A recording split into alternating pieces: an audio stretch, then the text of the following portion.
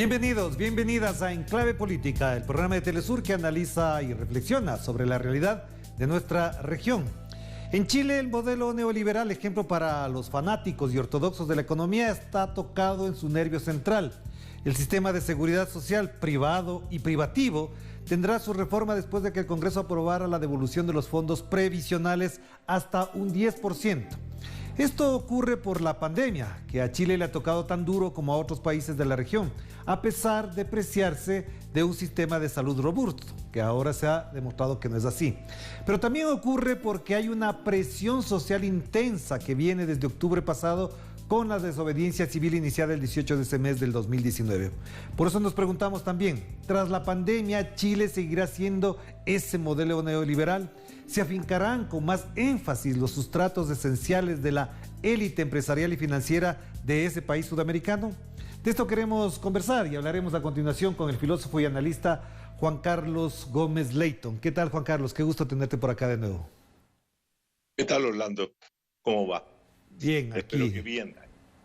Bueno, te preguntaría, uno de los enfoques que se han hecho en los últimos días a propósito de lo aprobado en el Congreso es que efectivamente fue tocado el nervio central del modelo neoliberal en medio de esta pandemia. ¿Cuál es el diagnóstico entonces de esta situación de orden político, ya ni siquiera económico y sanitario solamente? Yo diría que en este momento Chile atraviesa por una tensa y angustiante y esperanzadora calma, por decirlo de alguna manera.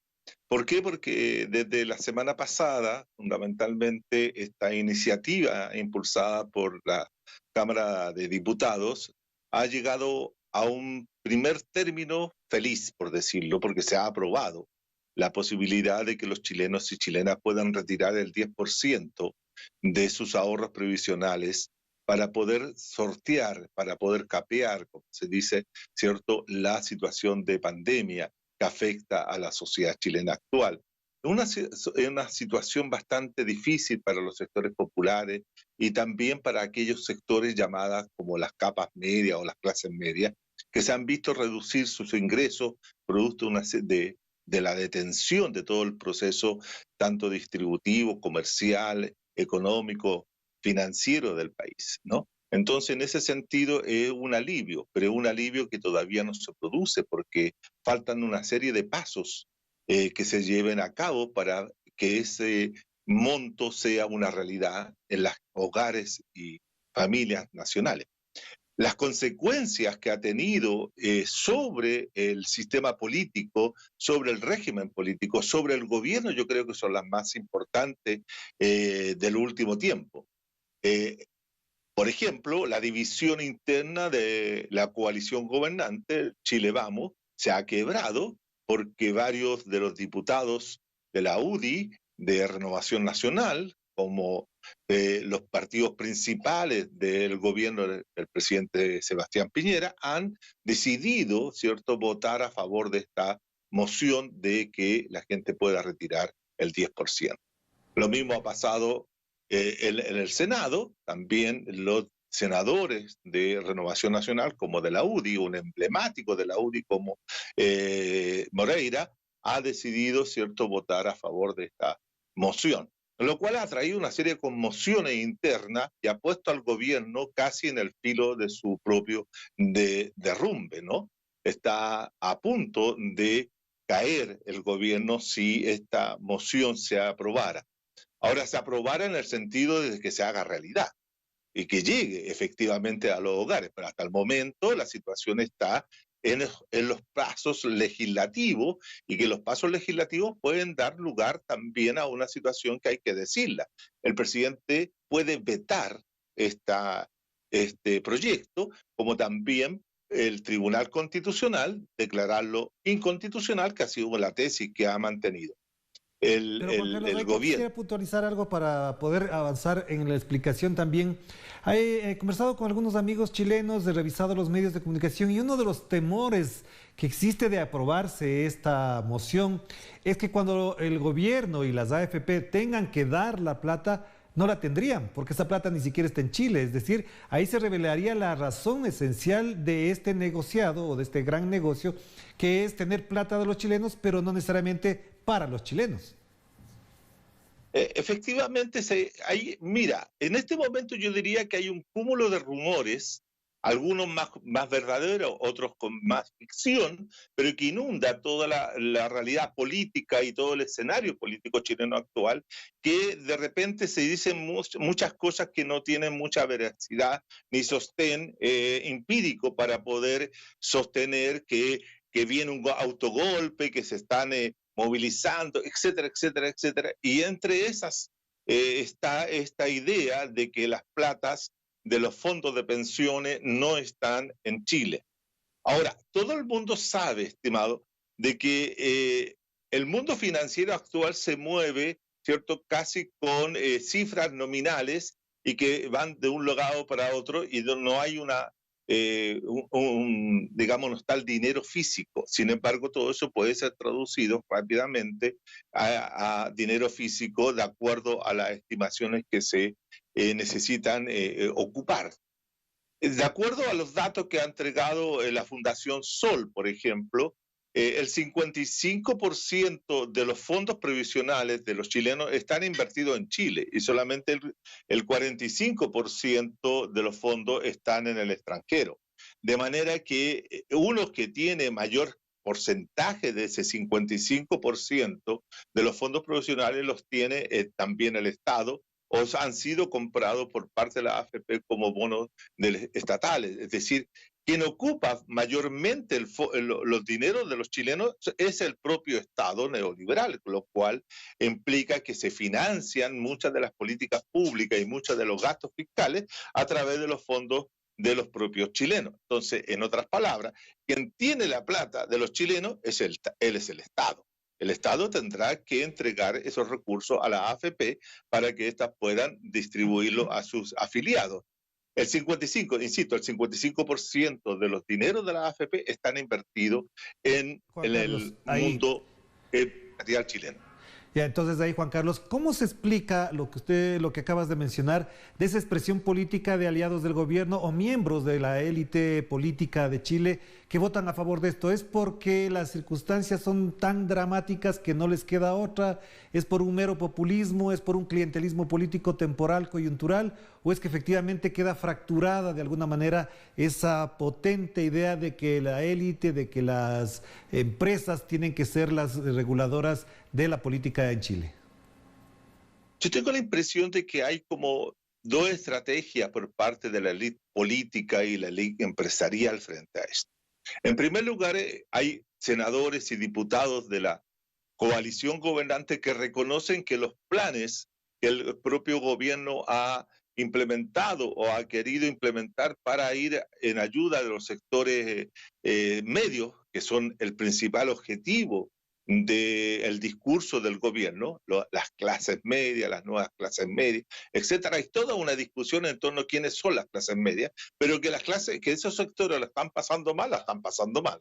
Y por lo tanto, ninguna de las políticas que el gobierno ha implementado le ha ayudado directamente. Entonces reaccionan frente a eso, diciendo de que el gobierno de Piñera ha sido ineficaz y por eso apuntan a apoyar esta medida que iría más rápidamente hacia las clases medias.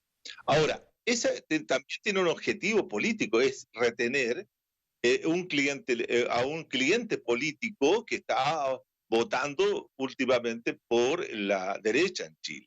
En segundo lugar, también algunos, aunque no lo digan, consideran que entregar el 10% de la AFP permitiría, ¿cierto?, de una u otra manera, detener, ¿cierto?, el envión de que se trata de terminar con la AFP.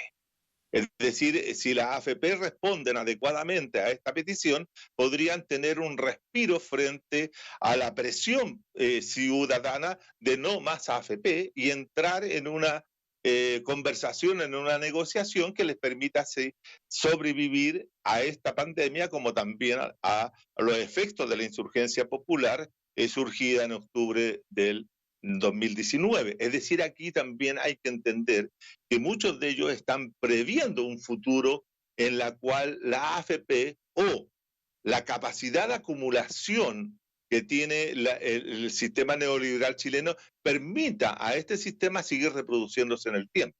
De lo contrario, puede venir el derrumbe total y ahí sería una situación más grave para el neoliberalismo chileno, porque justamente, como usted bien decía al principio, el nervio, el elemento central del proceso de reproducción del capital neoliberal ha sido y es las AFP. Claro, La entonces, acumulación de ahí dinero. te planteo la pregunta, Juan Carlos, porque como tú mencionabas, y bien que lo mencionas además, el presidente Sebastián Piñera podría vetar esta ley, pero ese veto podría significar una reactivación mucho más potente de la protesta social que ha ocurrido incluso durante la pandemia. Si es que él vetaría, ¿cuál sería el argumento para poder asimilar políticamente una decisión de esa magnitud? ¿Es posible jugarse el todo por el todo teniendo incluso un referéndum aprobatorio en el corto plazo? Yo tengo la impresión de que Piñera está haciendo cálculos políticos, está sacando cuentas de la situación, si es conveniente para su gobierno, en primer lugar, para su gobierno y para él, llevar a cabo el veto. Si el veto se produce, el gobierno de Piñera cae. Ese es mi pronóstico, aunque es arriesgado a hacer pronóstico en política, pero ese sería como mi pronóstico, porque el punto de quiebre de la confianza que le podría quedar al gobierno sería que la gente ya no lo soporta y lo votaría. Hay que tener presente que el 82% de la población está a favor del retiro y por lo tanto eso sería ya una pérdida total para el gobierno.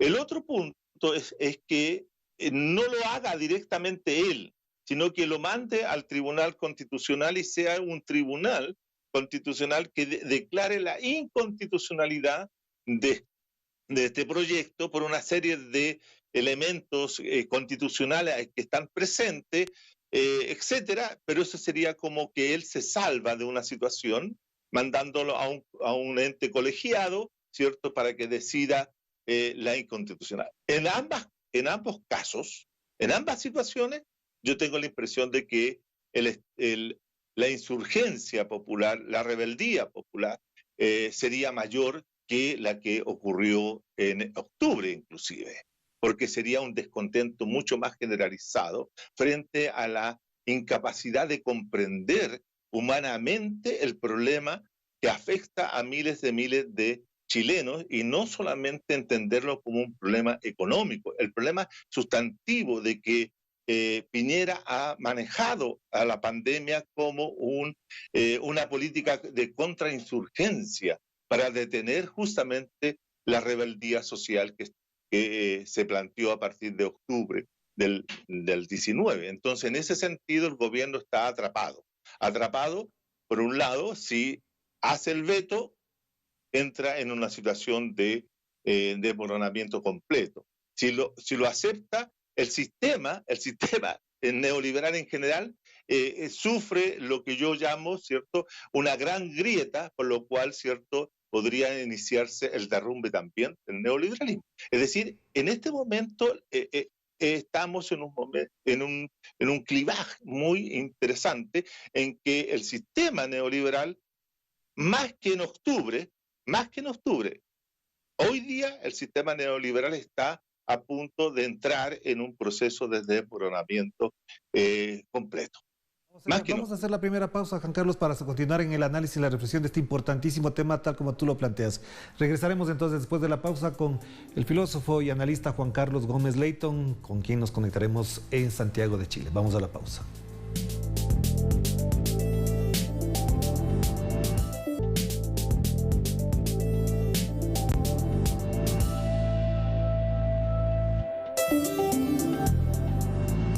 Estamos de vuelta aquí en Clave Política a través de Telesur, la señal informativa de América Latina y el Caribe. Nos conectamos con Santiago de Chile, con Juan Carlos Gómez Leighton, a quien le preguntamos, en la lógica que hemos estado conversando en la primera parte de este programa, Juan Carlos, evidentemente se ha tocado la membrana más sustancial del neoliberalismo, pero ¿esto qué significará para las fuerzas sociales y políticas? ¿Hasta dónde podrán, lo que se dice vulgarmente, acumular fuerzas, generar un sentido común en la población que le permita sobrepasar lo que ha sido el neoliberalismo en Chile? ¿Es posible, por ejemplo, que se puedan replantear las fuerzas políticas chilenas un nuevo contrato social como se habla normalmente? ¿Hasta dónde esto es posible o es tan poderoso el factor económico y de la élite empresarial que lo impediría de cualquier manera?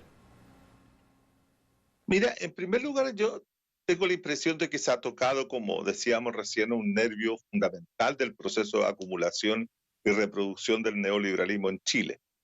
Sin embargo, hay otras áreas en las cuales la economía neoliberal o la reproducción neoliberal del capitalismo ha seguido su transcurso sin que mayormente las fuerzas políticas y sociales opositoras perciban que ahí también se está implementando y desarrollando el neoliberalismo.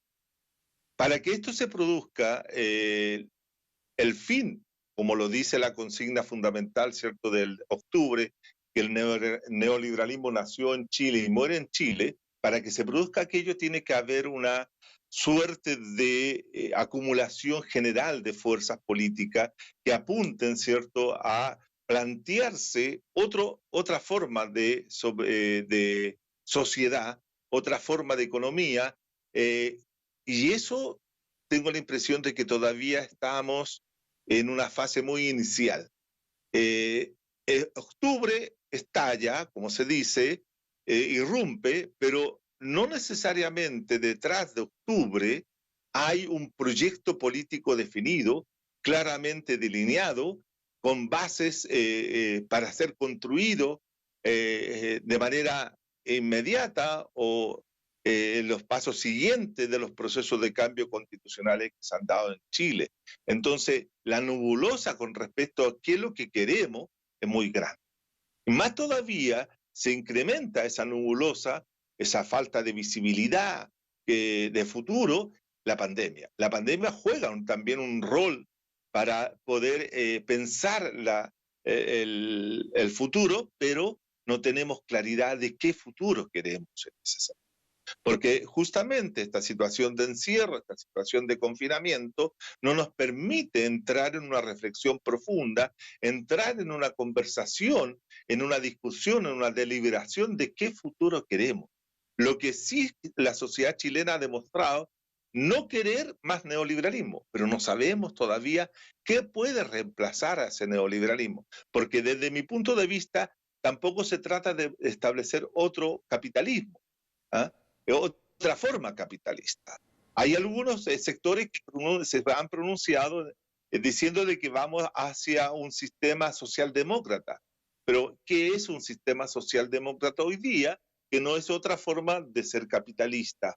Es decir, hay toda una nebulosa con respecto a nuestro futuro próximo, aunque tengamos posibilidad de entrar en el cambio constitucional, tengamos posibilidad de entrar en el cambio de gobierno inclusive, pero la pregunta es, ¿qué es lo que queremos los chilenos y chilenas todavía? Es una gran interrogante. Claro, pero Juan Carlos, ahí te plantearía la pregunta, no sé si es exagerado, pero de acuerdo a lo que he leído, lo que he sintonizado, lo que está ocurriendo en Chile, ¿hasta dónde sería exagerado decir que frente a esta posibilidad de derrumbar el modelo central, el nervio central del neoliberalismo chileno, podría haber como reacción lo que ocurrió en el 73 contra Salvador Allende, es decir, la instauración de una dictadura como con tintes, entre comillas, democráticos, con cierta institucionalidad, entre comillas, democrática, y que de alguna manera afinca la corriente que está pasando, que está ocurriendo, por ejemplo, en Bolivia, que ocurre en Ecuador? Es interesante esa pregunta porque a mí me permite profundizar con respecto a lo que fue la discusión que se abrió entre 1967 y 1973 con el gobierno de la Unidad Popular entre medio, del 70 al 73, que fue la intención de modificar las bases materiales de la sociedad chilena, expropiando los medios de producción, es decir, afectando a la propiedad privada de aquellos que tenían el control de los principales medios de producción, llamémoslo de acuerdo a la jerga actual, los bienes comunes. Entrar a disputar hoy día el tema de la AFP es entrar a disputar la propiedad privada. Es curioso porque muchas veces se ha sostenido de que la propiedad privada en la sociedad capitalista actual está difusa, que muchas veces son los propios ciudadanos y ciudadanas los que son dueños de los medios de producción o que tienen la propiedad, pero sin embargo la propiedad está concentrada en Chile en 7 u 8 familias que tienen el control de los bienes comunes de la sociedad. Entrar a disputar la AFP es entrar a disputar el derecho de propiedad y por lo tanto pasar al derecho a la propiedad. Es decir, que todos podamos ser dueños de todos los bienes que existen en el territorio nacional. Eso implica un grave, de acuerdo a los sectores capitalistas, un grave atentado al derecho de propiedad y por lo tanto, así como en 1973 las Fuerzas Armadas chilenas dieron un golpe sangriento y establecieron un genocidio, mataron a un presidente por defender el derecho de propiedad, no me cabe la menor duda de que ellos estarían dispuestos a hacerlo. Sin embargo, la sociedad chilena tiene la experiencia, tiene la memoria histórica de lo que significó aquello para poder evitar esa situación a través de múltiples mecanismos sociales y políticos y culturales que podrían darse. Hoy día estamos de nuevo en la pelea fundamental de las sociedades capitalistas a nivel regional como a nivel mundial. Hoy día se sigue disputando el futuro de la humanidad cuando se discute el derecho de propiedad. Y esto lo tiene muy claro, por ejemplo, el senador Andrés Alamán. Andrés Alamán, que ha sido el opositor más tenaz a la reforma de la AFP hoy día, él señaló mucho antes de que empezara la pandemia de que lo que se estaba haciendo en Chile era colocar nuevamente en peligro el derecho de propiedad. Por lo tanto, en defensa de eso puede ocurrir cualquier cosa. Claro, pero entonces ahí te planteo la pregunta, Juan Carlos, para entender con profundidad y para un público latinoamericano que está pendiente de esto, porque se ha querido implementar en América Latina el modelo chileno para que los latinoamericanos sigamos de ese mal ejemplo. Te pregunto, ¿qué quiere la derecha entonces? ¿Qué quiere de Chile? ¿Cómo se plantea la opción cuando sabemos que sus bases, incluso filosóficas, espiritualistas, están desmoronándose cada día más? ¿Hasta dónde, o más bien la pregunta te lo planteo, en qué se sostiene ese imaginario, ese sentido común de la derecha entre los chilenos? El tema central que de los analistas de la derecha y de los filósofos distintos como Carlos Peña y otros, ¿no? Es que esta es una mala comprensión del proceso de modernización de la sociedad chilena y que las nuevas generaciones, los jóvenes, no han comprendido lo bueno, por decirlo de esta forma, lo bueno que ha sido el neoliberalismo en Chile.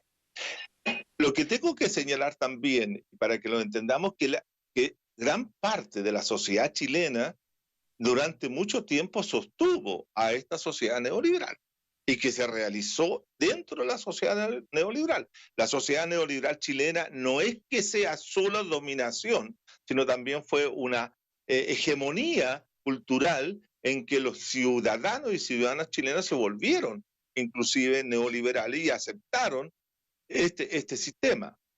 Yo tengo la impresión de que la derecha chilena sigue pensando de que ese sujeto neoliberal está totalmente de acuerdo con la forma como se desarrolló el neoliberalismo en los últimos 30 años. Ahora, muchos de los chilenos actuales que se han movilizado también lo han hecho desde la perspectiva neoliberal en el sentido de que ellos buscan que el funcionamiento del mercado sea más óptimo, que tenga menos abusos, pero no necesariamente esos chilenos están dispuestos a cambiar el sistema. Es decir, hoy día en la sociedad chilena hay una base social que sostiene el neoliberalismo, que no es más del 30%, pero es un 30-35%, que hoy día en situación de pandemia pueden estar pasándola mal, pero no significa de ninguna manera que ese 30 o 35% de la población esté apostando por una transformación radical del neoliberalismo. Lo que quieren es correcciones semejantes a las que hizo durante mucho tiempo la concertación de partidos por la democracia durante 20 años, hizo correcciones al neoliberalismo y permitió que este se reprodujera y se ampliara durante 20 a 25 años. Y lo mismo hizo Piñera y lo mismo ha hecho ¿cierto?, Bachelet en el último tiempo. Es decir, hacen correcciones, pero no modifican. Pero eso no significa que la población no esté totalmente en desacuerdo con eso. Ahí hay una base social, cultural, que es importante tener presente al momento de disputar el futuro. Nosotros, los que somos opositores al neoliberalismo desde siempre, desde los años 80 en adelante, pensamos que tenemos que seguir avanzando en la construcción de una alternativa que nos permita visualizar un Chile distinto, pero tenemos que convencer, tenemos que disuadir, persuadir a mucha gente que ve en las soluciones que se han levantado inclusive en América Latina como algo negativo a lo que se tuvo durante 30 años en Chile. En Chile no hubo 30 años de que la gente no supiera lo que estuviera viviendo. Por eso yo no estoy de acuerdo con esa tesis de que Chile despertó. No, Chile estaba viviendo el neoliberalismo y lo vivía bien despierto.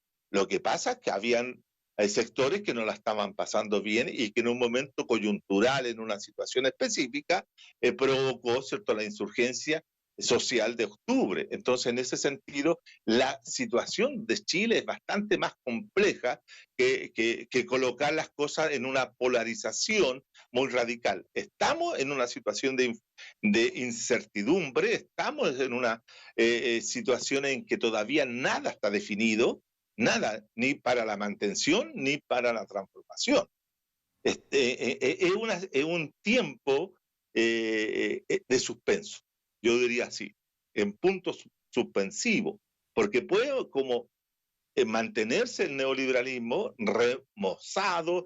Eso también, Orlando, es un tiempo de ajuste del capitalismo a nivel mundial, un ajuste del capitalismo global.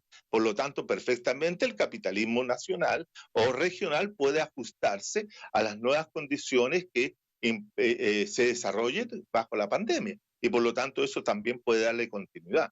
No estamos completamente en un momento de derrumbe total.